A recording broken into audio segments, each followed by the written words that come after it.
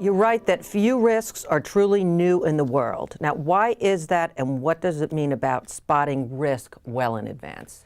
So as human beings, this is, back to your brain thing, right? There's a lot of brain science in this.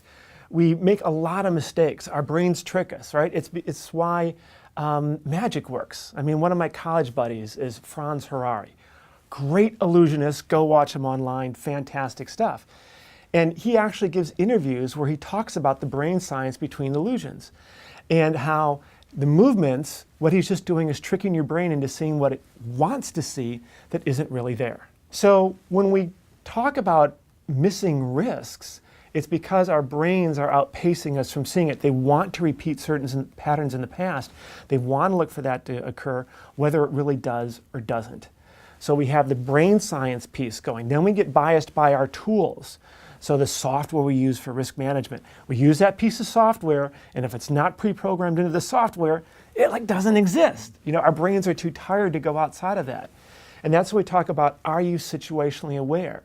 The player on the field, are they situationally aware of what's really around them, or are they going to miss the player that's getting in position to go for the long downfield pass, or the open net soccer or world football shot? That situational awareness is something we have to train our brains to do so that we can really get ahead of that. I mean, and just a great example from me, right? I talk about this stuff. I wrote a book about it, right? One day I'm sitting at my house, and we're in sort of a wooded area, and I walk to the mailbox, which is like 250 feet. I'm on the phone. I'm walking down to the mailbox to get the mail. And having a conversation, global phone call, very powerful stuff, right? I get to the mailbox, I turn around, I look up at the house. Between me and the house is now a 600-pound black bear, which I had to have walked past, right? How could I have been oblivious to a 600-pound black bear? Well, I later looked where he was, and I could see his paw prints, and he was sort of partially covered by some rocks. And, he must not have come out until I passed. But I still, if I looked out, I'd have seen his ears, I'd have seen his snout, I'd have seen something, but I was oblivious, right?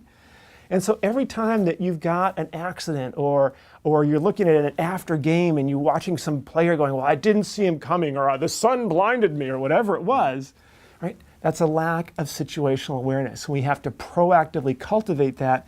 And that's a lot about, what you do here with SarderTV in terms of stressing learning. Because you first of all have to learn the skill, and then you actually have to do it.